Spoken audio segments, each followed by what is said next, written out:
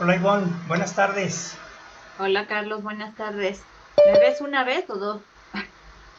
Abajo dice que estoy conectándome. Ah, Creo que lo abrí dos veces, ¿verdad? Déjame ver en el tal vez navegador. sí. Ujú. Sí, estoy dos veces. Ahorita cierro una entonces. Sí. Hola Luis, buenas ¿Qué tardes. tal, estimado Carlos? Aquí andamos soportando el calor, Oh, este calor. Ay, Estimada maestra Ivonne, un el- gusto, como siempre, y un hola, honor. un gusto también, Luis. Sí, el calor está horrible. Hoy sí, terrible, pero aquí estamos. gracias, Sí, gracias. aquí Ujú. estamos. Muy bien. Voy a salirme de aquí Sí, sí, sí, sí, no te preocupes. y, y me quedo en la otra. Estimado Carlos, te quería pedir un favor y abusando ¿Listo? estos Sí, minutos previos y también abusando de la gentileza de mi estimada maestra Ivonne, ¿habría posibilidad de que yo pudiera empezar, digamos, la participación? ¿Por qué? Porque ahorita, tú sabes que yo doy clase en la UNAM y ahorita soy consejero universitario y el rector nos acaba de reunir para bueno, nos acaba de convocar para una sesión, pues de esas urgentes que hay por los hechos que ocurrieron en el CCH en Naucalpan y está convocándonos ya. Entonces, excelente. si me Claro. pudiéramos empezar conmigo y yo con gusto de una vez terminando me puedo incorporar. Sí, sí, sí, sí, no te preocupes. Claro que sí. Muchísimas gracias, Sí, muchas sí, Sí, sí, gracias sí. a ambos. igual, Muy sin bien, problema. Claro que sí. Gracias. muy bien. Bueno, Sí. pues Ya, ahora sí nada más estoy nos falta en una reunión. profesor eh, Gabriel Corona. Muy bien. Y nos falta Gabriel nada más, ¿verdad? Sí, sí, sí, sí, sí.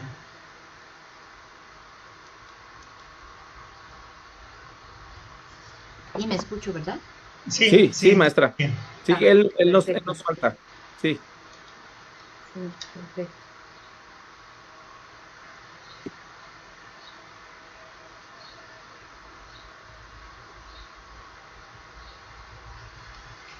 ¿Ya está conectado? Este, para Facebook. Bien.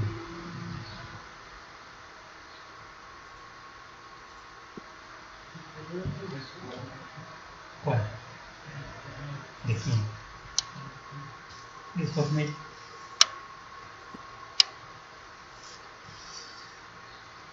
Pues muy bien. Bueno, pues comenzamos esta tarde con esta conversación. Y buenas tardes, maestra Ivonne Acuña, catedrática de la Universidad Iberoamericana, recientemente reconocida con una medalla y un diploma por sus 20 años como catedrática. Y bueno, merecido reconocimiento, Gracias, por gracias. supuesto. Eh, Gracias, Hace gracias, algunos Carlos. años no teníamos el gusto de conocerla a usted, pero bueno, pues sus colaboraciones nos permiten asegurar la calidad académica y el profundo conocimiento que usted tiene de sus materias, la sociología, el feminismo, la ciencia política. Felicidades, maestra. Gracias, gracias, Carlos. Gracias, y gracias por la invitación también.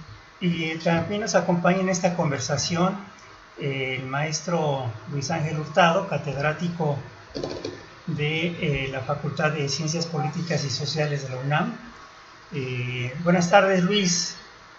¿Qué tal, estimado Carlos? Un gusto, como siempre, estar aquí en Zócalo. Eh, Gracias. Y nos acompaña también el maestro Gabriel Corona, catedrático Buenas de tardes. Buenas tardes de la Facultad de Estudios Superiores Zacatlán, experto en temas electorales, y gracias por acompañarnos, profesor. No, un gusto. Bien, bueno, pues comenzamos. Que te salgas. Eh, pues gracias. Bueno, pues con el análisis de ustedes respecto al tercer debate presidencial, un tercer debate y una época electoral histórica por lo que estamos viviendo.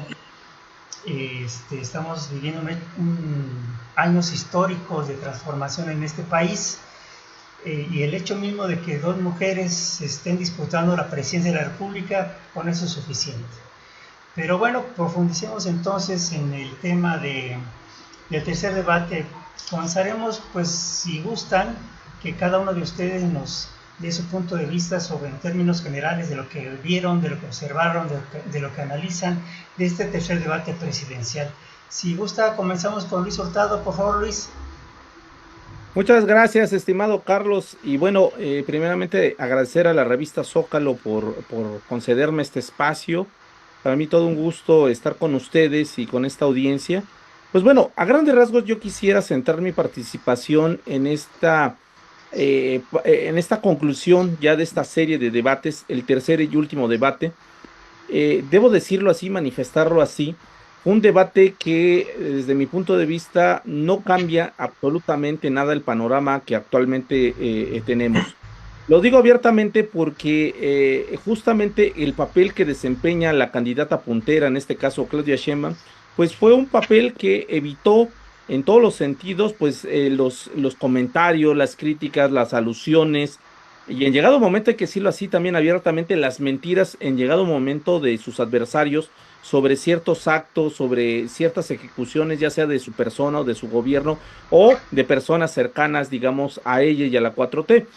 En ese sentido, ella pues logra evadir todos estos comentarios, todas estas alusiones que se hacen, y desde mi punto de vista es la ganadora de estos 3 ejercicios, o sea, si ya lo vemos, digamos, en lo global. Porque justamente esta participación, a diferencia de las otras, o más bien igual que las otras, vemos a una Claudia Sheinbaum serena, una Claudia Sheinbaum que no se deja llevar por las emociones, una Claudia Sheinbaum que sabe responder cuando tiene que responder, y sobre todo una Claudia Sheinbaum que también en determinado momento sabe proponer cuando debe de proponer. Esto lo contrasto directamente con sus otros 2 oponentes, o en este caso con Xóchitl Gálvez y el caso de Álvarez Maínez, que ahorita voy a ir hablando de cada uno de ellos. Entonces, esto para comentar el caso de Claudia, pues ella lógicamente se lleva el triunfo en esta serie de debates por esta alocución, porque sobre todo se lleva el postdebate. El postdebate es todo aquello que decimos o analizamos tras este ejercicio de carácter democrático, y en el cual los temas que ella propone o los temas que propusieron sus opositores, pues no se diluyeron, digamos, o no fueron parte de la opinión pública o de la comentocracia, digamos, de los distintos espacios de comunicación. Ninguno de los temas que hicieron alusión en contra de Claudia Sheinbaum logró impregnarse en estos casi 90 días de la campaña. Vamos al caso de Xóchitl Gálvez, que desde mi punto de vista es la mayor perdedora de estos 3 ejercicios. ¿Por qué? Porque se esperaba más de ella, en todos los sentidos, por ser la candidata, pues que está abajo, y cuando está abajo uno en el marcador, de eso hasta uno lo sabe, digamos, en el fútbol o en cualquier deporte, pues tiene que arriesgar, tiene que presentar más propuesta en todos los sentidos, y esa propuesta tiene que ir encaminada justamente de todo lo que va de la mano de justamente ya sea el ataque, ya sea también el ámbito de la argumentación que hay por parte de la personalidad, y sobre todo también de la comunicación no verbal, algo que Claudia Sheinbaum sí dominó muy bien. Xóchitl Gálvez fue terrible, digamos, su comunicación verbal a lo largo de esta serie de los 3 debates. ¿Por qué fue terrible? Porque en todo momento demostraba ya sea angustia, desesperación, estrés, ansiedad, y en llegado momento, ahí están los memes, no lo digo yo, pues hasta miedo, ira, molestia, etcétera, etcétera. Y eso, pues claramente pues se transmite y lo dejamos ver, digamos, en el ámbito de la comunicación. Y cerrando, digamos, con esta parte de mi análisis que quiero presentar, es el caso de Álvarez Maínez, que Álvarez Maínez, a diferencia, digamos, de las otras 2 aspirantes a la presidencia de la República, Álvarez Maínez jugó un papel en el cual no se entendía cuál era, si era de atacar al puntero o atacar digamos, al segundo, digamos, de las encuestas. Lo más lógico es que cuando vas abajo y estás compitiendo, pues ataques al puntero. Pero en este sentido vemos a Álvarez Maínez más enfrascado, digamos, en una confrontación directa por el segundo lugar contra Xóchitl Gálvez. En ese sentido, pues Álvarez Maínez, a diferencia de Claudia, que se lleva desde mi punto de vista los 3 debates, el caso de Xóchitl Gálvez, que pierde, digamos, este ejercicio de 3 debates, Álvarez Maínez en llegado momento sale neutral, y eso le beneficia. al ser un candidato que en el primer debate no figuraba en absoluto, las encuestas lo daban por abajo de los 3 puntos o en los 3 puntos, ahora tener una posición en la cual está entre los 7, 8 o hasta 10 puntos. Y en este sentido, también Álvarez Maínez, esa neutralidad que manifestó a lo largo de todo su recorrido en esta serie de 3 debates, pues le permite pues básicamente ganar ante la mala participación de la segunda fuerza política que es la oposición y en ese sentido también su comunicación no verbal lo transmitía sonriente, sereno y por supuesto concentrado en lo que tenía que decir. Ahí yo cierro mi comentario, mi estimado Carlos, y muchas gracias por tu invitación. Bien, gracias Luis, gracias Luis. Maestra Ivonne Acuña, su primera impresión acerca de este tercer debate, y permítame un segundito nomás invitar a quienes siguen esta conversación, por si alguien desea enviar un comentario o alguna pregunta para ustedes. Pueden enviar sus comentarios o preguntas al 55 19 92 99 69. Repito, 55 19 92 99 69. Adelante, maestra Ivonne Acuña, por favor. Sí, Carlos, gracias. Reitero, muchas gracias por la invitación. También siempre es un gusto estar en Zócalo. Y pues coincido con el doctor Hurtado prácticamente en todo. ¿Qué diría yo al respecto? Efectivamente, se esperaba más de Xóchitl Gálvez. A mí me parece que en el segundo debate estuvo mejor que en el primero, que logró, digamos, cierta curva de aprendizaje en torno a que algunas cosas que hizo en el primer debate, donde se vio fuera del lugar, que no manejaba la lógica de un debate, que estaba más preocupada por atacar que por hacer propuestas, y entonces en el ataque perdía hasta el tiempo, ya no sabía cuánto le quedaba, cuánto le sobraba, o cuánto tiempo había ocupado, qué pregunta le habían hecho. En varias ocasiones pidió que le repitieran la pregunta. Me parece que en el segundo debate lo hizo mejor, estaba más concentrada, llevó mejor control de sus tiempos, porque inclusive guardaba minutos, a diferencia de Claudia, que lo agotaba todo en propuestas, guardaba minutos para el ataque, ¿no? Para atacar a Claudia Sheinbaum. Estuvo mejor concentrada, creo yo, en el segundo debate. ¿Qué vi yo en el tercer debate? En el tercer debate yo esperaba, pues, algo mejor, efectivamente, de Xóchitl Gálvez, porque asumiendo que ya había tenido la experiencia de los 2 debates previos, igual esperaba que en este tercero lo hiciera mejor. Y no lo hizo mejor. Efectivamente, no lo hizo mejor que en el segundo, no mejoró lo que hizo en el segundo debate. Otra vez, efectivamente, coincido, su lenguaje no verbal lo decía todo, la forma en que volteaba a ver, especialmente a Claudia cuando le decía algo, cuando la señala, porque me parece que algo le dijo Maínez, también algo le cuestionó y ella con el dedo le hizo así, riéndose. Me parece que fue hasta de mal gusto su postura, su presentación. A mí en lo personal no me gustó, no me pareció, insisto, de mal gusto. Lo que hizo de sacar sus carteles de mientes y cuando hablaba Claudia, me pareció una falta de respeto. En términos, pues de ética, ¿no? Incluso de moral privada, pero además violando las reglas del debate. Cuando sacó el libro, que una de las moderadoras claramente le hizo la observación que se había acordado con los partidos políticos que no había libros presentes, ¿sí? Y esto, pues no sé, yo no culparía del todo a Xóchitl Gálvez. Yo creo que su equipo tiene mucho que ver. Y no sé cuántos asesores tenga el pequeño grupo, comandado por Max Cortázar, pero una serie de intelectuales que a través de sus artículos le hacen recomendación. Y muy claro es el texto de Jorge G. Castañeda, donde le dice qué hacer en el tercer debate. Y claramente le dice, quien respeta las reglas en un debate pierde. Y entonces le dice, ¿qué vas a hacer? Interrumpe a Claudia cada paso, no la dejes avanzar. Cuando no te conteste lo que le preguntas, incrépala y dile, pero no me has contestado, pero no me has contestado. A mí me parece que no hizo eso bien puntillas, es decir, no le decía, no me has contestado, pero sacaba su cartel, se reía, hacía señas, hacía gestos, y efectivamente hay algo en ella que no acaba de superar, pero yo creo que ya, digo, no soy psicóloga y tampoco quiero ofenderla, pero me parece que por su edad ya no superó. O sea, tiene ciertos comportamientos infantiles que se transparentan, por ejemplo, en los debates fueron muy claros. Cuando ataca a Claudia y voltea a mirarla como la niña que ve a su mamá a ver si no le va a soltar un soplamojos. Así vi yo a Xochitl Gálvez en este debate. Claudia, efectivamente, concuerdo,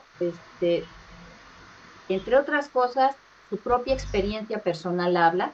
Es una académica que está acostumbrada a los ámbitos académicos, a los debates, al intercambio de posturas entre colegas, etcétera, que maneja mejor, sí, su imagen, sus expresiones, a pesar de que, pues sí, las tres, de pronto, sobre todo al inicio del debate, se les notaron ciertas expresiones de nerviosismo. Yo lo vi las candidatas y en el candidato, aunque conforme va avanzando el debate, como que eso también va disminuyendo. Pero en ella se vio eso, la seguridad en sí misma, pero la seguridad además de quien va arriba, ¿no? De quien sabe que está en primer lugar y que por 20, desde 15 hasta 20 puntos, 30 puntos, ¿no? Que va arriba y que parece efectivamente que esto no va a cambiar y que se va a reforzar, confirmar el día de las elecciones. Y en el caso de Maines, pues siempre he dicho que de cierto modo es el gran ganador. ¿Por qué? Porque no tiene nada que perder. Porque es el que está en el tercer lugar. Mucho se dijo que era un candidato testimonial, ¿no? Y para él, que hace 2 meses nadie conocía, francamente, nadie sabía quién era Jorge Álvarez Maínez o Jorge Maínez, y hoy tiene un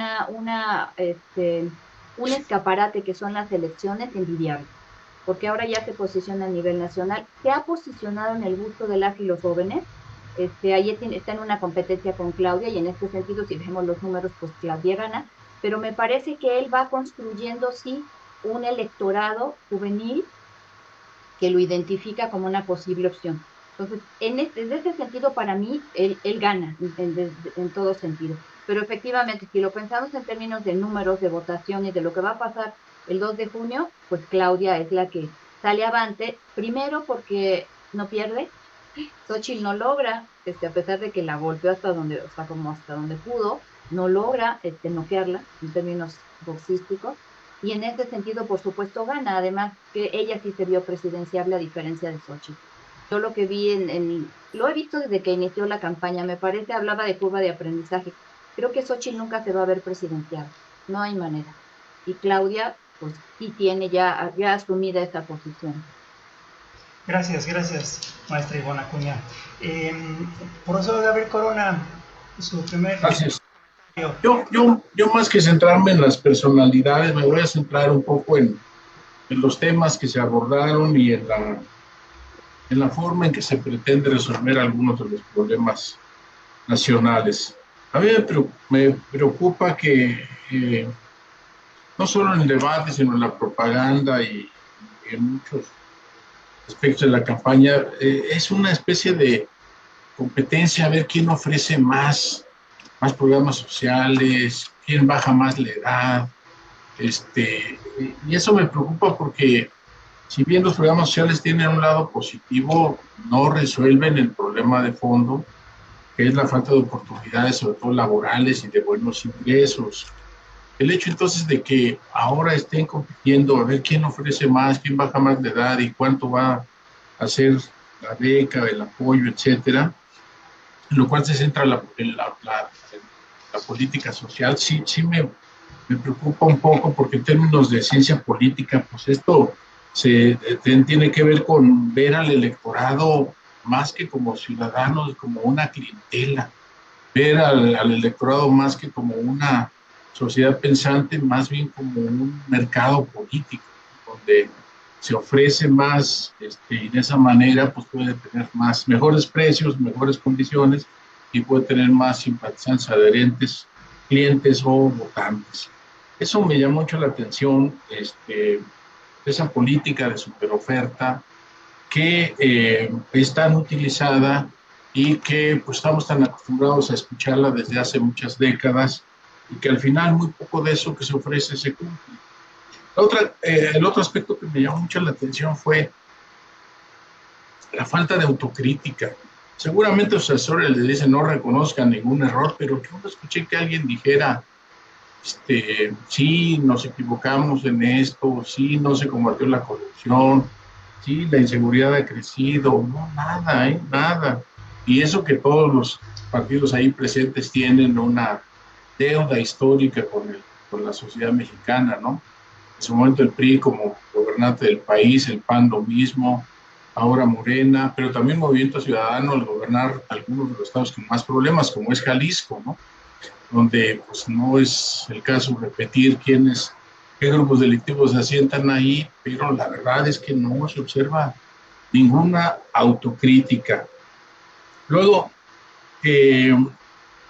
esta parte que tiene que ver con la política de superoferta, y poco escuché yo ayer de cómo resolver los grandes problemas nacionales, que yo diría en términos de, no, es difícil decir cuál es más importante en este momento, pero más o menos inseguridad, corrupción, desigualdad social y pobreza, algunos de estos, ¿no? Y yo no escuché realmente cómo se podría resolver el problema de la inseguridad de manera realmente estructural. Claudia Sheinbaum repitió algunas de las cosas que se han hecho en el actual sexenio y las que ella podría hacer, pero a mí no me parece que eso podría resolver el problema de la inseguridad. Y bueno, en el caso de Xochitl, pues la verdad es que ahí tampoco, creo que no, más bien no, ni siquiera lo esbozó. Algo esbozó Jorge Álvarez, pero me parece que ya en cuestiones como la corrupción, donde todos, unos más, unos otros menos, han tenido yerros gravísimos y prácticas muy graves, no se dice, primero no se reconoce y segundo no se dice cómo se evitará. Digo, y eso, en el caso del PRI y el PAN, es más que sabido las formas de corrupción, pero también en este gobierno ha habido graves problemas, lo sabemos, el caso de Segalmex sobre todo, y yo sí que hubiera querido escuchar cómo una candidata como Sheinbaum ofrece realmente que ese tipo de cuestiones no serán, no se verán en un próximo gobierno de ella, ¿no? Ahora, se hicieron acusaciones muy, muy serias en un sentido y en otro, sobre todo Claudia Sheinbaum, bueno, sobre todo Xochitl Gálvez a Claudia Sheinbaum, y en sentido contrario, no solo en este debate, sino y no han respondido de manera contundente, que no deje lugar a dudas que no tienen nada que ver en hechos presuntamente irregulares, por decirlo menos. Las casas de ambos, las vinculaciones con un cártel inmobiliario, la otra acusación tan seria sobre vínculos, sobre todo de García Harfuch con la delincuencia organizada. Entonces, me parece que omitieron dar respuestas a esto. Sí me parece que la ciudadanía debe de conocer la verdad, sobre todo porque se trata de la elección de quién gobernará el país los próximos 6 años, y yo creo que no es sano para la República que se tengan dudas sobre la honorabilidad de quien gane la presidencia de la República, porque entre más claro quede que no tienen ninguna cola que les pisen, mayor autoridad política y moral tendrán para gobernar este país, que buena falta hace en términos de gobernar con el ejemplo y de, sobre todo, tener ese liderazgo, esa capacidad, esa autoridad, como ya he dicho, de legitimidad, también derivada de las urnas, derivada también de su propia trayectoria, de sus acciones, para que pues vivamos una era, digamos, de más estabilidad política, de más paz social, de más seguridad, de más bienestar, de menos pobreza, de menos marginación, y eso gracias al liderazgo de una candidata o un candidato que se convierte en presidente de la República y que siempre creo debe tener un compromiso social en todos los sentidos, pero sí sobre todo aclarar todo lo que tiene que ver con sus trayectorias para que nadie cuestione su autoridad moral. Hasta aquí por este momento. Sí, coincidimos con usted, doctor Corona. Hace falta que se aclaren los señalamientos. Coincidimos en que pues, la honorabilidad o la ética debe de prevalecer y que pues si hay algo que investigar, que se investigue, aclarar, que se aclare y que no haya dudas acerca de la honorabilidad de los gobernantes en este país, porque si no también aparecen como calumnias, ¿verdad? Entonces, sí es mejor aclarar los temas. Pero, profesor Corona, uno de los temas que se abordaron anoche, ahí en el Centro Cultural Tlatelolco, fue pues la división de poderes y el tema de la democracia. Entonces, en una pregunta de Jorge Álvarez, que le hizo a las candidatas, preguntó acerca del papel del Poder Judicial y la división de poderes. En ese momento surgió esta polémica acerca primero del ministro Arturo Saldívar, ¿verdad? Los señalamientos que se le hacen, y por otro lado, Claudia Sheinbaum mencionó la cena de la que convocó la ministra Norma Piña, de acuerdo a información de Milenio, de que había convocado en diciembre pasado a una cena donde reunió a los dirigentes de la oposición del PAN y del PRI con los magistrados para que limaran las perezas porque no habían permitido la reelección del anterior presidente del Tribunal Federal del Poder Judicial. ¿Qué opinión le mereció? ¿Podría agregar algo al respecto acerca de este tema de la división de poderes? Se habló también de la reducción del número de legisladores a nivel federal. Pero a mí me parece que el Poder Judicial, ahí sí coincido con el presidente de la República, sí requiere una reforma de fondo. No estoy seguro que sea en el sentido que propone, pero los problemas del Poder Judicial son ya históricos. La corrupción, el nepotismo, el tráfico de influencias son un problema, no sé qué tan generalizado sea, pero al menos el estudio que se hizo en la época de Arturo Saldívar arrojaba que una gran cantidad, por ejemplo, de familiares, de miembros del Poder Judicial tenían colocados a sus familiares en magistraturas, en juzgados y en muchos otros cargos, ¿no? Y eso me parece que pues no es sano en términos de vida pública. Y bueno, lo de la ministra que según esta información convoca, pues me parece una, ¿cómo decirlo? Una falta, no exactamente. Deja muy mal parado al Poder Judicial y a su presidencia, porque estamos viendo entonces que no es tan neutral como ella dice, y los ataques, bueno, no ataques, los intercambios que ha habido entre él y entre el Poder Judicial y el Poder Ejecutivo, pues tienen una cierta fundamentación. A mí me parece que las cenas, sobre todo, y donde en lugares privados, si son restaurantes, son lugares públicos, me parece que siempre son muy sospechosas. Y si esto ocurrió y tuvo los tintes que se han denunciado, me parece que en otro país eso podría provocar incluso la renuncia de un titular de alguno de los poderes, pero en México ya sabemos que eso generalmente no ocurre. Aquí se requiere de verdaderos terremotos políticos para que ocurra una renuncia por situaciones similares. Yo creo que no le hace bien a la división de poderes, a propósito de lo que me preguntaban, no le hace bien a la división de poderes esta, ¿cómo decirlo?, de colaboración entre el Poder Judicial y líderes de oposición partidista, y menos aún con la presencia ahí de miembros del Tribunal Electoral del Poder Judicial de la Federación, porque demuestra que tienen una cierta tendencia y revela la posibilidad de una complicidad con fines políticos. Se habló también, profesor, de la reducción de legisladores federales. Ah, sí. Yo creo que ya a estas alturas sería contracorriente la reducción de legisladores federales, porque sería reducir mucho la representatividad. Más o menos se calcula que son un poquito más de 3. Me quedé yo en la última redistritación del año 2015, que es la que viví de cerca siendo consejero general del IEM, y estaba más o menos en 300,000, más o menos 15% de número de habitantes representados por un diputado. Pero dado que la población tiende a crecer por lo general, salvo en acontecimientos bélicos o desastres naturales, la población no decrece.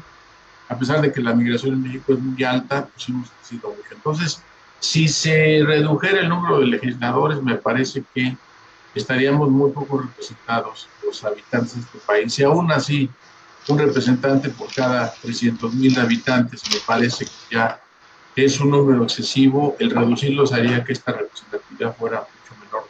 A mí me parece que más bien, si se quiere bajar el costo a las legislaturas, se puede reducir costos de otra manera, sobre todo con los enormes gastos de representación que tienen los legisladores, boletos de avión, comidas, bebidas, hospedajes, etcétera, etcétera, que eso sí es muy costoso y que podría ser reducido de manera significativa. Bien, gracias. Gracias. Maestra Ivonne Acuña, uno de los temas en los que pues pareciera ser que hubo más propuestas fue en el de política social. Se habló de fomento a la vivienda, mantener los programas sociales, el tema de la salud también. Ahí y bueno, pues los candidatos hablaron de sus propuestas. Pues como ocurre en otras ocasiones, hablan de números, no dicen cómo, sin embargo aseguran que buscan beneficiar a la población. ¿Tiene algo que comentar al respecto, maestra? Sí, por un lado el formato de los debates. Digamos, juntar tantos temas en un debate no permite la profundización y es como una carrera por contestar las preguntas y por sacar el listado de las propuestas, leerlo sin muchas veces los cómo y los presupuestos. Eso es un hecho. Lo que me parece también interesante y preocupante, también lo diría, es que desde que comenzó este sexenio se ha instalado una sola narrativa en términos de programas sociales, una. Y esa única narrativa casualmente es la construida por el presidente Andrés Manuel López Obrador y muchas de sus acciones de gobierno, sus promesas de campaña y ahora sus acciones de gobierno, que tienen que ver con las pensiones a personas adultas mayores, las becas a jóvenes para que estudien o trabajen, los programas de jóvenes mirando al futuro, algo así, el nombre, o sembrando vida, etcétera, etcétera. Y lo que se observa en la oposición es una falta de ideas propias, o sea, no hay ideas propias, no hay proyectos propios. Muy bien, ya lo dijo el doctor Corona, es una competencia por a ver quién ofrece más, pero a ver quién ofrece más sobre lo ya hecho, sobre lo ya echado a andar por el propio presidente de la República. Y entonces dice, bueno, si él le dio pensión a adultos mayores a partir de 65 años, pues nosotros vamos a dárselo a partir de 60. Pero como ya la otra dijo 60, mejor vamos a bajarlo a 54. Y yo dije, ay, no, en una de esas alcanzamos algo, pero eso es, bueno, es dar risa, pero es dramático, porque ¿dónde está el otro proyecto alternativo? No hay un proyecto alternativo. Xóchitl Gálvez, por ejemplo, se le ha pasado durante la campaña subiéndole exactamente, prometiendo un poco más de lo que ya dio el presidente o de lo que promete Claudia, pero no hay una, o en todo caso, regresando, porque dice, voy a regresar las instancias infantiles, voy a regresar el Seguro Popular, y a mí me da terror porque pasamos del Seguro Popular al INSABI y ahora a IMSS Bienestar, y ahora regrésate al Seguro Popular y a ver qué queda. Ciertamente yo creo que hay políticas sociales en este gobierno que me parecen muy loables y que la intención última es la redistribución del presupuesto, y a partir de esa redistribución buscar la redistribución de la riqueza y la disminución de la desigualdad social. Pero ciertamente hay programas que no han funcionado como se esperaba. Esto de IMSS Bienestar, digo, y en serio me contan, está teniendo muchos problemas de operación, y yo me imagino, claro, también tiene que ver con que cárgale a la gente que estaba en el Seguro Popular y no se le dan más recursos o más personal, pues es difícil que opere bien, pero ahora entonces regresa otra vez a Seguro Popular. Y entonces, si lo cual parece improbable, porque parece improbable que Xóchitl Gálvez gane la presidencia, pero vamos a suponer que lo hiciera, entonces ahora regrésate a Seguro Popular y a ver si por favor el siguiente sexenio vuelve a ganar Morena y lo regresa a IMSS Bienestar. Entonces no hay una consolidación efectivamente en ese sentido en ciertos rubros de la política social. Ahora, lo otro, como digo, que sí ciertamente es preocupante, es que no haya un proyecto alternativo. La oposición en 5 años no ha logrado construir un proyecto alternativo en ninguno de los rubros. Ya el doctor Corona hacía un listado de 4 grandes problemas nacionales, y la oposición no tiene un proyecto distinto. Lo que hace es o proponer lo mismo pero un poquito más, o criticar lo que se está haciendo y decir que está destruyendo al país, pero sin alternativa. No nos ofrecen alternativas claras. Por ejemplo, no fue tema de este debate, pero en el asunto energético, que fue tema del segundo debate, nos dice Xóchitl antes del debate que iba a destruir la refinería de Tampico, cuando en Tampico no existe una refinería, ¿no? Y entonces, pues, ¿dónde está el proyecto? Donde no hay un proyecto. Pues hay una repetición, efectivamente, en una competencia por ver quién da más, pero no hay algo diferente. Sí, efectivamente, buena observación que hace usted, maestra, porque pues están arrebatando, ¿verdad? Algo que ya existe, ofreciendo más o menos, y la oposición no tiene otra cosa que ofrecer, sino mantener los programas sociales, ¿no? Cuando los ha criticado o cuando ha votado en contra inclusive, ¿no? Entonces sí es contradictorio, y la gente, seguramente sus seguidores, habría notado esto y pensando quizá que, bueno, ¿qué estás ofreciendo a diferencia de lo que ofrece Morena, por ejemplo, ¿no? Pareciera bueno, ser el argumento, el argumento fuerte de Xóchitl Gálvez en esta elección es que no va a quitar los programas, las políticas públicas dirigidas a las grandes mayorías, ¿no? Que ya hasta quería que el INE se lo pusiera en espectaculares. Y este es su discurso, este es el eje de su discurso, que no va a ir en contra de los programas sociales, pero entonces, y que los va a ampliar y no sé qué más. Hay que votó a favor, ¿no? Pues qué gran mérito y qué propuso. Claro, claro.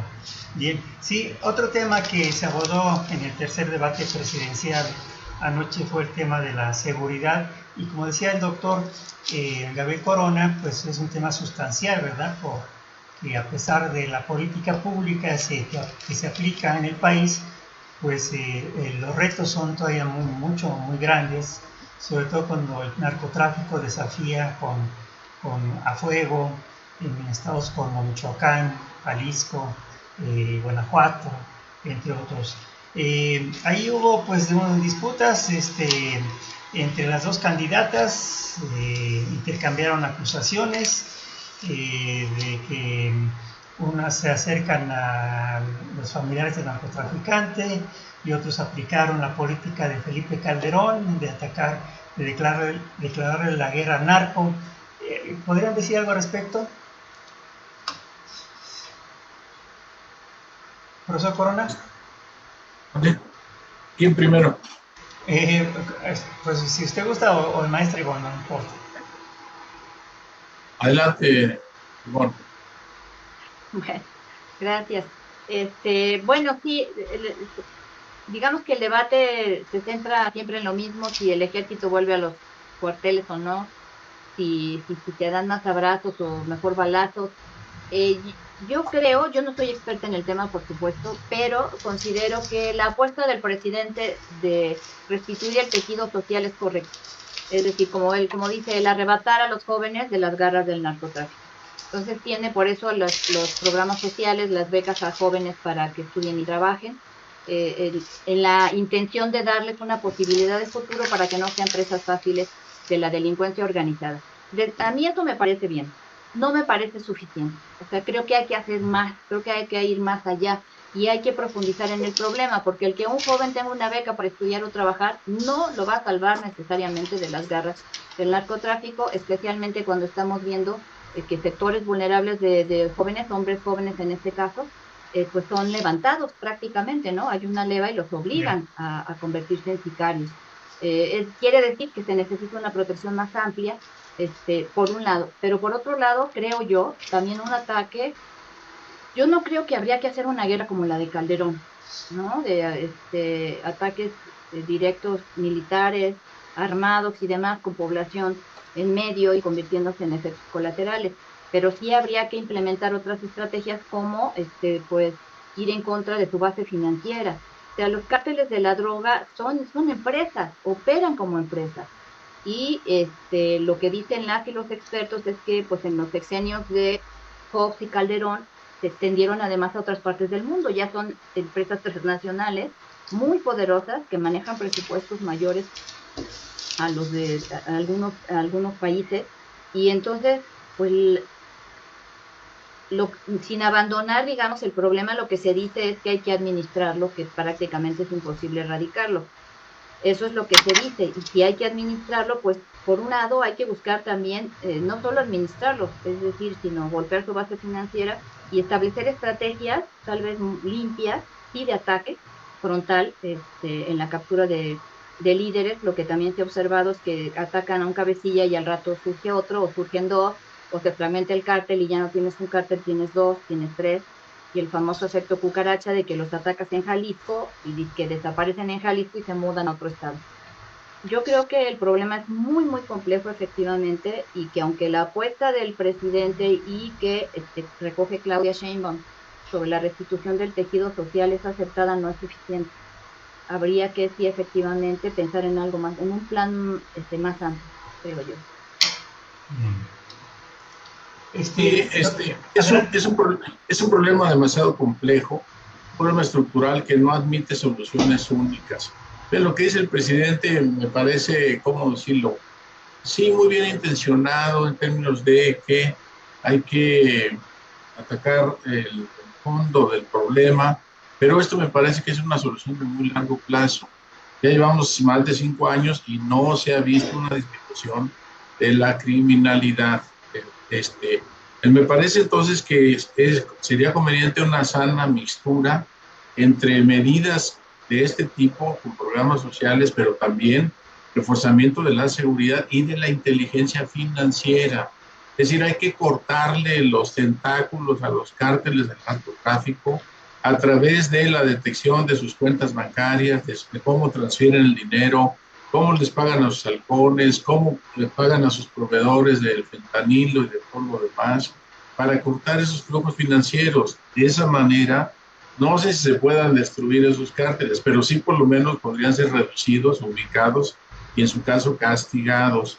Pero si las intenciones del presidente fueran suficientes, pues entonces esto ya se verían más resultados, pero no ha sido así. Además hay otro aspecto que me parece muy importante. Miren, los que vivimos en esta generación quisiéramos soluciones para nosotros también, y no solamente para nuestros hijos y nuestros nietos, ¿verdad? Que sí lo deseamos, pero también quisiéramos vivir tranquilos aquí y ahora, y no a la espera de que estos frutos rindan, estas medidas rindan frutos en unos años o quinquenios o décadas, no sé exactamente cuánto, porque además no es la única causa, la pobreza. Miren, ahora que estuve en Sinaloa, fui a dar un curso en febrero, marzo, me platicaba un profesor universitario de muy buen nivel, SNI 2, etcétera, etcétera, el caso de un sobrino de él, que no era gente pobre, sino clase media, y no tenía necesidad de meterse al narcotráfico en términos económicos, y se metió,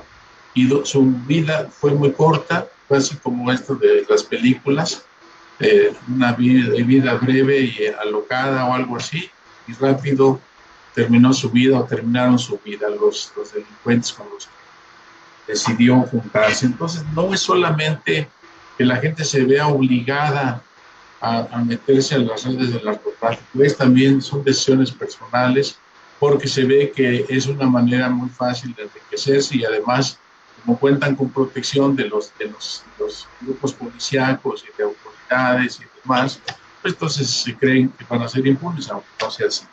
Pues me parece que no son suficientes las políticas que se han aplicado antes ni las que se han aplicado ahorita, porque es inobjetable, y ahí están las cifras, que no ha disminuido el número de homicidios por estas razones, y tampoco se ha visto que la seguridad haya aumentado. Bueno, también Ivonne vive aquí en Naucalpan, y es el segundo municipio más inseguro de todo el país, solo superado por Fresnillo, Zacatecas.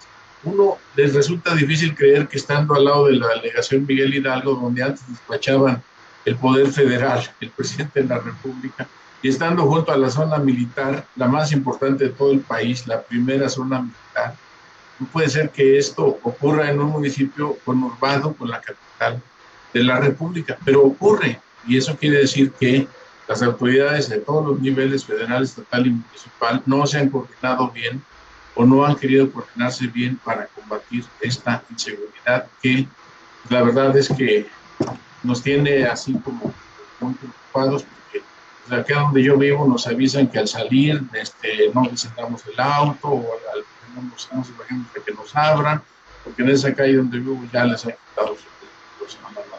Entonces, realmente la inseguridad sí es un problema generalizado y creo que se requiere una combinación de varias medidas, no necesariamente de fuerza, sino de inteligencia, sobre todo de cortar el flujo de los recursos. Así es. Bueno, y también usted, doctor Corona, ha hablado del número de homicidios de candidatos ocurridos en este proceso electoral. Sí, miren, ¿cuándo nos vimos? Nos vimos apenas el viernes. En Chiapas, del viernes para acá, en 4 días, ¿sí? 16 muertos, no todos candidatos, sino colaboradores. Ahorita que estoy leyendo la prensa en la mañana, no puede ser. 16 muertos en Chiapas nada más del viernes para acá, ¿no? Entonces realmente uno queda así que sencillamente no puede ser. Yo ahí hablé del asesinato el día anterior en la Concordia, también en Chiapas. Bueno, pues resulta que no había trascendido todo, resulta que según un periódico es esta cifra que les comentaba. Entonces sí hay muchos homicidios, no necesariamente por razones políticas. El Estado de México es el segundo municipio con más homicidios dolosos de todo el país, solo superado por Guanajuato, hasta las cifras de marzo de este año, según la Secretaría de Seguridad Pública. Entonces, creo que pues la situación sí por momentos se hace verdaderamente insostenible para muchas familias en México, y sí creo que la gente está esperando soluciones más de corto plazo, porque sí tiene que ver con con condiciones de vida más adecuadas que son los. Claro, claro, sí. Bueno, también el intercambio de acusaciones, de respuestas y evitó que tal vez se abordara más el tema de política exterior, inmigración, teniendo pues tantos incidentes, ¿verdad?, tan frecuentes en la frontera norte, en la frontera sur, inclusive el tema del genocidio en Gaza, quizá las relaciones con América Latina. Poco se abordó, poco dijeron los candidatos. Creo que fue el tema menos atendido por parte de los candidatos. El de política exterior e inmigración, insisto, creo que distrajo mucho el intercambio de acusaciones, pues por las personas que fallecen al intentar cruzar a Estados Unidos. Pero tal vez, ¿qué esperarían ustedes de la política exterior de alguna de las candidatas que ganara estos comicios el 2 de junio? Bueno, por ejemplo, Claudia Sheinbaum dejó en claro, y ahí marcando ya alguna diferencia con el presidente López Obrador, que sí estaría más presente fuera, ¿no? Es decir, en eventos internacionales, haciendo presencia como representante de México. Y ciertamente las acusaciones iban y venían a ver quién tenía los peores gobernadores, y que eran los del PRI que se llevaban que les ofrecían, y es cierto, embajadas y consulados y demás, y luego Sheinbaum contestando, sí, nada más que esos embajadores eran priistas, ¿no? Esos embajadores corruptos de los que hablas, pues eran priistas, que efectivamente, no estoy muy de acuerdo en eso. En México siempre se ha distinguido, o se había distinguido, por tener un servicio civil de carrera en términos de política exterior, de mucho prestigio, ¿no? Con mucha preparación, renombre. Pero bueno, pues como ocurre en todos los estados que entran en cierta decadencia, pues también hay áreas que van a menos, y esta es una de ellas.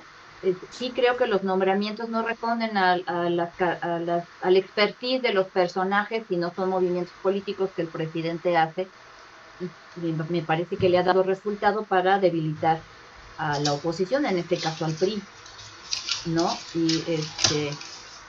Pero no creo que se haya hecho tan mal en este sexenio. Me parece que se recuperó algo del prestigio que tenía el país, que el presidente lo recuperó, que ha sido una figura importante, no solo en México, a pesar de que ha salido poco, sino se le toma incluso de ejemplo en algunos momentos en países en América Latina por algunos personajes. Entonces, yo creo que Marcelo Ebrard hizo un buen trabajo, ¿no? Como el secretario de Relaciones Exteriores, también me parece que hizo un buen trabajo. Nos tocó la pandemia y bueno, su labor principal era conseguir vacunas, pero me parece que poco a poco se está como restableciendo la posición del país en América Latina, que era líder en América Latina y de pronto se convirtió en no sé si siempre lo ha sido, y ahora más con los gobiernos de PRI, PAN, últimos, Peña Nieto, Calderón, Fox, en el patio trasero de Estados Unidos, en el que efectivamente la estatura de estos tres personajes, digamos, no les dio muchos elementos para negociar con Estados Unidos. Ahora, son cuestiones estructurales, pero también ciertas coyunturas. Por ejemplo, Biden no las tiene todas consigo. Tiene baja popularidad, problemas, ahora está más preocupado por la campaña y ver quién le sube más los impuestos a China, si él o Trump, no sé qué, ¿no? O quién va a pegarle más a los migrantes, en el caso de México, como en una narrativa de campaña. Pero en ese sentido, creo que se dieron las dos cosas, son como las tormentas perfectas. Una baja popularidad de Biden, inclusive también de Justin Trudeau, pensando en la relación del norte, ¿no?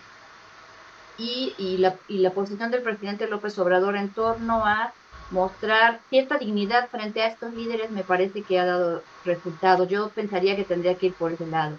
Ahora, no sé si Sheinbaum lo logre. Ciertamente tiene buenas credenciales, pero no tiene el peso político que tiene López Obrador. Vamos a ver si López Obrador de manera simbólica le pasó el bastón de mando, ¿no? Supuestamente la dirección del López Obradorismo. Vamos a ver qué tanto se logra, porque efectivamente Morena sigue siendo movimiento y hay un montón de intereses allá dentro, de actores, de personajes, y Morena está pues en el compromiso, y digo yo, y en la obligación de consolidarse como una institución política, como partido. Pero aparte está el López Obradorismo, el movimiento social que ha hecho fuerte al presidente y que le ha permitido también respaldar ciertas posturas. Vamos a ver qué tanto puede hacerlo también Claudia Sheinbaum en ese sentido. No sé, Maynes, bueno, pues hacen propuestas de pronto que podrían sonar interesantes. Esta Xochitl Gálvez, voltear a mirar a América Latina. Xochitl Gálvez, bueno, pues creo que Jonas dio muestra de hacia dónde mira, ¿no? No se fue a Estados Unidos a buscar apoyo para que vengan a cuidar las elecciones que ella va a ganar. Pues ella, creo que proponga lo que proponga, su postura respecto de la potencia, pues es muy clara, a mí no me cabe duda. Maynes está construyendo, Movimiento Ciudadano está construyendo propuestas, entonces me parece que Maynes buscó hacer propuestas que sonaran inteligentes, que sonaran oportunas, pero pues no tiene posibilidad de ponerlas en operación. Quien sí lo puede hacer es Claudia Sheinbaum, pero ahí veremos, el reto es muy grande. Veremos qué puede hacer. Bien. Bueno, pues haciendo un resumen de este tercer debate presidencial, ¿consideran ustedes que podría influir este tercer debate en las encuestas? ¿Se modifican, cambian? ¿Quién sube, quién baja? Las encuestas, efectivamente, como dicen los expertos, son el reflejo de un momento. Bueno, pues este momento lo estamos viviendo. Ayer fue una nueva oportunidad para los tres candidatos. ¿La aprovecharon o no la aprovecharon? ¿Se moverán las encuestas? Claro, las encuestas confiables, por supuesto, ¿verdad? Adelante, profesor. Bueno, miren, la verdad es que la mayor parte de los votantes, esto dicen los estudios de psicología política, seguían más por las emociones que por las razones. Entonces, aunque se presenten un programa de gobierno, ¿cómo decirlo?, que ofrezca más soluciones a los grandes problemas nacionales, la gente seguía más por las emociones. Si le cae bien, si le cae mal, candidata o el candidato, el peinado, el vestido, el traje, el color de la corbata, el tono de su voz, su postura física, etcétera. Esas emociones son las que determinan más la orientación del voto. En ese sentido, los debates están dirigidos, o más bien tienen un público consumidor reducido, porque poca gente realmente analiza lo que ahí se dice, lo que se ofrece, el cómo se va a realizar, las acusaciones, si tienen credibilidad o no, y poca gente, no poca, un sector, solamente un sector del electorado se guía por las razones. Esto dicen los estudios de psicología política. De acuerdo con eso, entonces, el debate no sería determinante en el sentido de que el porcentaje que movería su voto sería muy pequeño, muy reducido. Entonces, la tendencia, lo que han reflejado las encuestas, me parece que se mantendrá y serán muy pocos los que variarían en un sentido o en otro. Los que de estar con Xochitl votarían por Maínez o al revés. Es más difícil que pasen de Claudia Sheinbaum a Xochitl o al revés, ¿no? Más bien el que sería ahí un poco, sería el candidato del Movimiento Ciudadano, el que podría captar algunos votos, ¿no? O algo así. Y bueno, los números así lo indican. Ha pasado hasta llegar optimistamente hasta un 10%, ¿no? Aproximadamente, cuando no tenía eso en la intención de potenciar. Entonces, los debates son necesarios, es necesaria la deliberación pública, pero desgraciadamente o afortunadamente para los aspirantes a los puestos de elección popular no son determinantes, al menos no en la sociedad mexicana, ¿no? Que no por el formato, por los candados que se ponen, no son determinantes. Hay otros países como Francia, por ejemplo, donde sí tienen mucha más incidencia, o en los mismos Estados Unidos, ¿no? Pero en México, desde que se crearon por primera vez en 1994, ya pasaron 30 años, ¿no?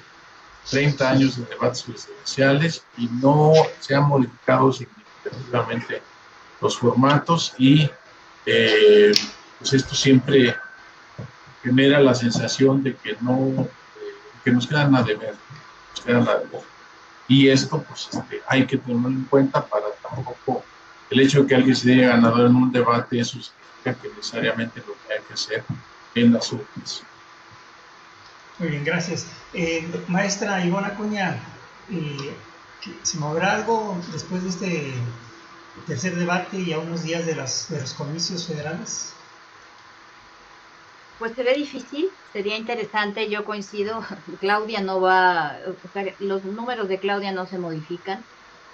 Vamos a ver si ya en las urnas Maínez logra algo, es decir, arrebatarle más puntos a Xochitl Gálvez, que se ve también difícil que se convierta él en la segunda fuerza, Movimiento Ciudadano. Y efectivamente, a quien convence los debates, si es que los ve, pues es a quien está indeciso o indecisa, que no sabe, que no conoce, ¿no? Y que precisamente se acerca a un debate para orientarse y saber a quién le va a dar su voto. Lo que observamos en los debates anteriores es que sí hubo cierto movimiento ahí efectivamente entre Xochitl y Maínez, pero el voto duro no se mueve, o sea, la gente que ya está convencida de por quién va a votar, un debate no la va a convencer, porque efectivamente quien vio el debate asumiendo que Claudia es la buena, diga a Xochitl lo que quiera, ¿no? Que además ahí hay un punto muy importante que lo manejaba ya, lo presentaba el doctor Corona, que tiene que ver con el complejo momento en el que estamos viviendo, en la medida en que los medios de comunicación y ahora las redes sociales han introducido su lógica en la política, y que la política se mueve a partir de esas lógicas.